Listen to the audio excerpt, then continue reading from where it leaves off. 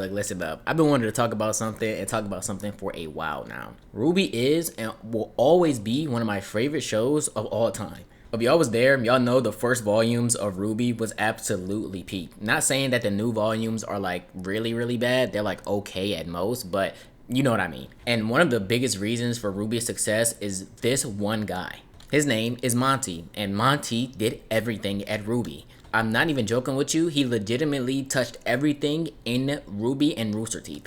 But his main job was to choreograph the action scenes in Ruby. And to say that was the main reason why Ruby blew up would be a complete understatement. Not only that, but he also worked on Red vs. Blue and, you know, a bunch of other series in Rooster Teeth. And right as Ruby seemingly is the best show that's ever been even on YouTube, ever, and Rooster Teeth is blowing up out of the water with shows like Red vs. Blue and Ruby being their main things that they're getting money from. Monty sadly passed away in 2015, and it completely shattered Rooster Teeth, like completely. I mean, of course, it was a small company at first. Of course, they're gonna know Monty. They're gonna know him very, very well. All of them were friends. But just imagine the main person that knew how to do everything and one of your friends died and now y'all have to just pick up the scraps. Y'all can't just leave it abandoned. I guess they could, but it'll be nearly impossible to actually be okay while doing that. While this is not a complete Monty video, I just want to go back and, you know, reminisce and see these scenes that Monty has made and discover this story again in a whole new light after Monty is gone. But I think that's enough rambling. Let's get into the meat and potatoes of this video. Bro, do y'all remember the scene with Crow and Winter? Alright, let me set the stage before we get into this fight. Basically, Winter is she's a part of Atlas Special Forces. You're not gonna know what that means if you haven't watched Ruby, but basically it's a pristine like company in this world. Even though Atlas is also technically a place, it's more of a idea of a country that's completely protected, yada yada, we're the best type stuff, you know. And this is Crow. Crow is your typical cool uncle. And when I say that, I mean that literally because he's one of the main character's uncles. Now, before this fight even starts, this man Crow is automatically being disrespectful, breaking one of the robot's heads off and throwing it down like it was a piece of trash, literally. And then this man just started talking mad shit for no reason. I heard old Ironwood finally turned his back on Ozpin. Ozpin? Weiss, it's time for you to go. What? Listen to Big Sister, Weiss. She'll protect you. Just like Atlas is gonna protect all of us, huh? If you won't hold your tongue, then I will gladly remove it for you. All right, then. Come take it. Like, I'm not even gonna lie to you, this has to be studied. I literally haven't seen anyone in this show get rage baited this fast ever. Once this fight starts, they're on their, you know, normal swordplay, fencing type of fight. Weaving, dodging, counter-striking, trying to attack, you know, the run-of-the-mill sword fight. Winter ends up getting a good hit in, and Crow looks back at her, eating that hit like it was breakfast. Like, look at this man, bro. Like, if anybody smiling at me like this during a fight, I'm gonna stop fighting them completely. Then he proceeds to break part of the concrete ground out. Now, mind you, this has only been in a school setting so far. Everything in the past 3 volumes was nothing but, you know, kids growing up. So we've never really seen hunters actually fight and go all out, and especially not against each other. So me seeing this blew my mind. This man is casually breaking the concrete floor with a swing. Now, I don't know what Winter was thinking here. She jumped back and she acted like this was a power play. Like, oh, I finally have space to do what I want. But, yeah, Crow can just jump too. I don't know if she didn't know that or not, but yeah. And obviously, Crow cuts the distance immediately and cuts down a metal light pole, I think. I don't know what this is. But he cuts it like butter, like straight butter, bro. But Winter finally gets a good move in by dodging his attack and standing on his sword, kicking him in the face. And this must have completely pissed Crow off because literally like the next frame, you just see his sword getting thrown and it's sticking to that cut lamp light pole thing. For some reason, Winter tries to run like she didn't start this fight in the first place, but I'm guessing they just, you know, want to change the scenery. And this man Crow pulls out his shotgun from his sword. Immediately, rewatching this, I'm thinking like, oh, I forgot he even had that.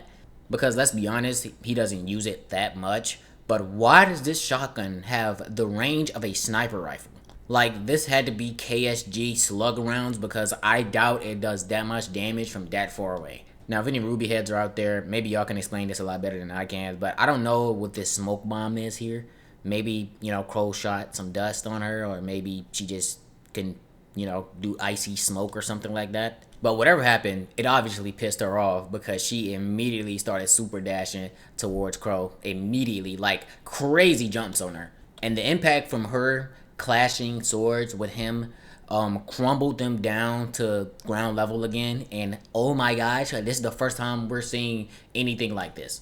You got to think about it. This is volume 3 of a like under budgeted team that's working on this show. And they're not going to get every volume out like, as fast as anime nowadays. So us seeing kid hunters to actual licensed adult hunters was absolutely crazy, man. Like this is insane.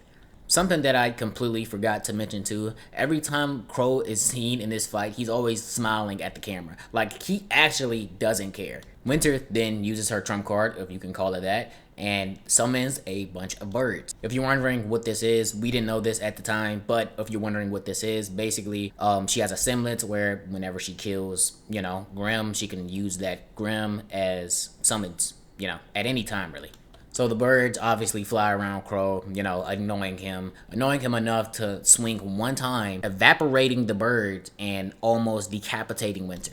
Now they go into their final stance. You know that final stance that samurai do before they clash at each other, then they like stop behind each other. They're charging up to do that, and I see this man Crow's weapon starts moving in the inside. His gears literally started to move. At this point, I was like, yo, Crow got it. Crow has to win this fight now. She already used everything she got. This is Crow's last move. His sword is going to turn to something insane. But for some reason, Crow just stops. Crow stops out of nowhere, kind of looked like he saw something, and just stopped. And Winter, still charging up, she's still mad. She still wants to kill this guy. Goes for the final swing and stops right at his neck. And by the way, we've never seen speed like this in the show either. This is upscaled so much. We've never seen speed like this. But the only reason why she stopped is because her boss basically told her to stop. And she wants to look good in front of the boss. So yeah, that's pretty much where the fight ends. But if it's not obvious already, Crow definitely won that fight. Let's be completely honest. We all know Crow. At the time we did it, but we all know Crow. More than likely, he's kind of drunk right now. On top of that, he's playing the entire time. He's smiling, joking around. He's literally trolling the entire time. Maybe you can say Winter wasn't actually going all out or something like that, but she was angry enough to almost stab him in the neck, so I'm gonna say that she was trying pretty hard. And I just want to clarify, we wouldn't have had scenes like this back in the day without Monty. 100%. Not only was he the main choreographer, but he helped write the story, he helped animate the choreographs that he made. And let's be honest, if you watch Rwby, you know that Monty had to be a big video game fan. Like, there's literally times that we see stuff that's obviously inspired from video games, like Virgil, and I forgot this guy's name. Damn, I forgot his name. Oh my god, I finally remembered it. His name is Adam, okay? His name is Adam. I didn't look it up. I am not a fake fan, I promise you. So the final judgment of this fight is a 7.5 out of 10. Again, till that point, we've seen basically no hunters fight hunters and fight them like seriously too. This video is going to be a lot shorter than I would like it to be. But saying that, I kind of like how this video came out. So if you liked it too, just thank you. And if you're one of the people that liked or commented on my previous videos, thank you. Even if you just pressed on it. Every time I see at least one person comment or subscribe, it makes me think that it's actually doable. Make sure you like, make sure you subscribe, do all that good stuff. This has been Yang, and goodbye.